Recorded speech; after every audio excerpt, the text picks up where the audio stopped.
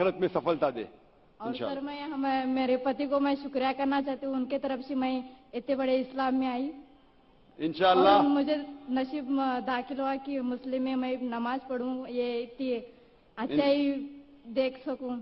इंशाअल्लाह मैं दुआ करता हूं आपके शोहर के लिए भी, और मैं दुआ करता हूं कि आप दोनों कुरान मजीद का तर्जुमा पढ़िए और हिदायत पाइए, और इंशाअल्लाह आप दोनों को इस दुनिया और आखिरत में सफलता मिलेंगी इंशाअल्लाह। और सर ये पीस टीवी में हमेशा देखती हूँ और कब से देख रही हूँ, जब से बहुत हमारे घर में बदलाव आया है, तो मैं चाहती हूँ कि हमारे सोलापुर से हूँ मैं, तो सोलापुर में ये अपना मुस्लिम का पैगाम फैलने के वास्ते साल में एक बार भी शो होना चाहिए। बहन की दरखास्त है कि ऐसा शो शोलापुर में भी है। मेरी चाहत है कि दुनिया के हर शहर में ऐसा शो हो। जो हमसे हो सकता है थोड़ा बहुत हम अल्लाह के राह में कर रहे हैं।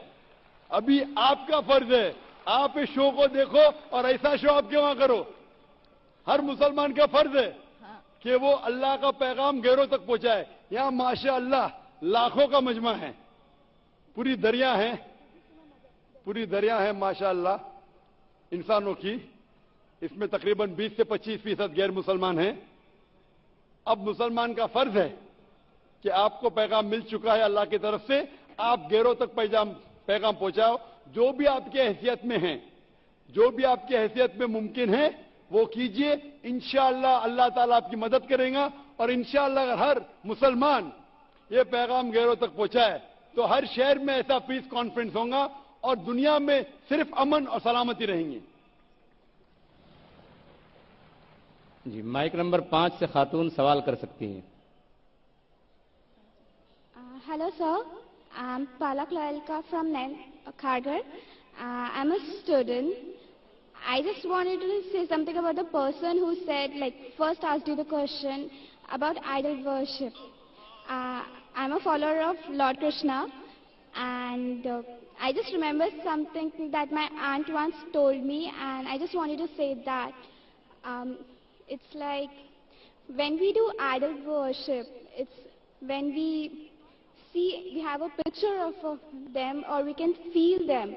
When you see them, you can actually feel what it is like, and you can praise them. It's what my perception is.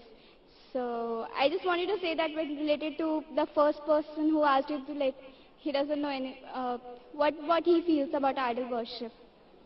बहन ने सवाल किया है कि वो कृष्ण की पुजारी है और जब बुत परस्ती करती है, मूर्ति पूजा करती है, तो मूर्ति का फोटोग्राफ, वो उस ईश्वर का फोटोग्राफ रखती है, उस ईश्वर की मूर्ति रखती है ताकि कंसंट्रेशन के लिए, तो इसीलिए वो मूर्ति पूजा करती है। बहन, आपके हिंदू धार्मिक किताब में लिखा है कि मूर्ति पूजा गलत है, और मैं कई बार कह चुका हूं, फिर से दोहराता हूं। क्या लिखा है श्वेताश्वेतर उपनिषद में, चैप्टर नंबर 4, मंत्र नंबर 19, और यजुर्वेद में अध्याय नंबर 32, मंत्र नंबर 3 में, न तस्य प्रतिमा अस्ति। उस ईश्वर, उस भगवान की कोई प्रतिमा नहीं, कोई फोटोग्राफ नहीं, कोई पिक्चर नहीं, कोई पेंटिंग नहीं, कोई बुत नहीं, कोई मूर्ति नहीं। लेकिन फिर भी आपके मजहबी किताब में साफ तौर पे लिखा है मूर्ति पूजा गलत है। फिर भी हिंदू धर्म के अधिकारी पंडित मुझसे कहते, मैं जब कहता हूं आपकी मजहबी किताब में साफ लिखा है गलत है, क्यों करते आप मूर्ति पूजा, तो वो कहते हैं कि मूर्ति पूजा करते हैं, मानते हैं गलत है, लेकिन मूर्ति पूजा करते कंसंट्रेशन के लिए। जब हम हायर लेवल ऑफ कॉन्शियसनेस पहुंच जाएंगे तो मूर्ति पूजा की जरूरत नहीं।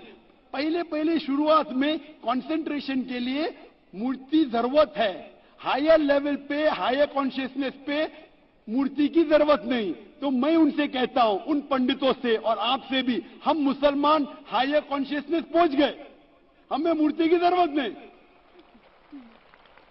मैं इनसे पूछता हूं कि शुरुआत में कहते हैं कि स्टार्टिंग में जरूरत है, बाद में नहीं। जब आप स्कूल में जाते हैं, पहली कक्षा में आप बेसिक सीखते, कठिन चीज बाद में सीखते, 8वीं 9वीं 10वीं में। तो मैथ्स में अगर कोई कहेगा 2 + 2 = 5, आपने कहेंगे गलत है, मैं जानता हूं, 10वीं में आऊंगा तो कहूंगा कि 2 + 2 is not 5, it is 4। आप बचपन में ही कहेंगे भाई 2 + 2 4 is the foundation, अगर हर मजहब का फाउंडेशन है कि भगवान की मूर्ति नहीं है, फोटोग्राफ नहीं है, बुत नहीं है, फाउंडेशन ही जब पहले गलत सिखा रहे तो आगे जाके कैसी इमारत बनेंगी।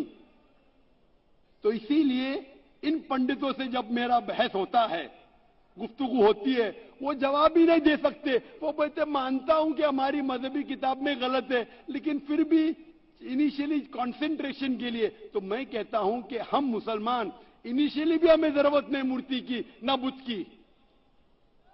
हमें हमेशा हक बात कहना चाहिए, और ये साफ तौर पे लिखा है सारी मजहबी किताबों में, चाहे हिंदू मजहब की किताब हो, ईसाई मजहब की, यहूदी मजहब की, इस्लाम मजहब की। मूर्ति पूजा गलत है और हराम है, और हमें इससे दूर रहना चाहिए।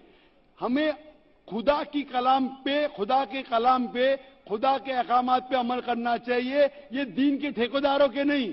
अगर आपको लगता है कि जाकिर गलत है, जाकिर को भी छोड़ो, जाकिर इस्लाम में जीरो है।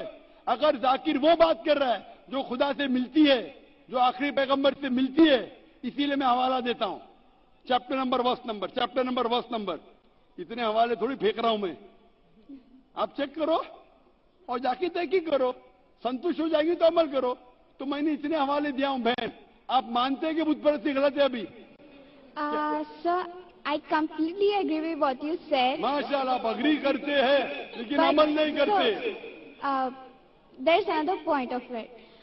So, honestly, I am not such a religion follower. I just believe that I have a God, and even today, I haven't read many of the books of religion. I've just read Bhagavad Gita. And when Bhagavad Gita does it say that you have to do idol worship? Yes, Sister, sir. I don't want you to be very religious. At least be a little religious. And the basics of religion is that idol worship is haram, idol worship is forbidden. I am asking you where, which chapter, which verse of Bhagavad Gita tells you that you have to do idol worship? Which verse? Sir, I would like to say the reason I believe in idol worship. It is, when I have a problem, a very big problem, all I do is I close my eyes, visualize and feel my Lord, that is Lord Krishna whom I worship. And it just makes me feel so much better. I get so much strength that I know I'm ready to face anything that comes. Oh, I will give you the reply. Sister, if you read Bhagavad Gita, chapter number 7, verse number 20, it says that those whose desire has been stolen, those whose desire has been stolen by material things, they do idol worship. Verse number 21 says that if you worship the false god, God will fulfill your wish, you will go to the kingdom of the false god. So Bhagavad Gita says that if you worship false god, he will fulfill your requirements, but you will go to the kingdom of the false god. Same thing is mentioned in the Quran. Allah gives you, even if you worship wrong things, Allah fulfills your desires and you go more into the depths of darkness. So this is, God is testing you, that do you really worship the true God or do you believe in wrong things? If you worship the wrong thing, Allah fulfills your desires and puts you more in the depths of darkness. You may think that if you ask an idol for wealth, you get wealth. Wealth will not take you to paradise. Following the commandments of God will take you to paradise. So sister, isn't it mentioned in Bhagavad Gita that don't do idol worship? It says those whose intelligence has been stolen by material desires, they do idol worship.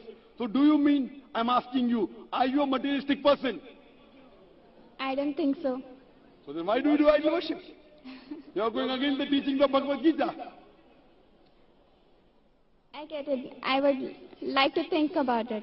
Thank you, sir. Go back home, think about it, read the translation of Bhagavad Gita, and I request you to even read the translation of the Quran. Yes, sir, Inshallah, you read the translation of the Quran, and inshallah, I will ask the sisters to give an English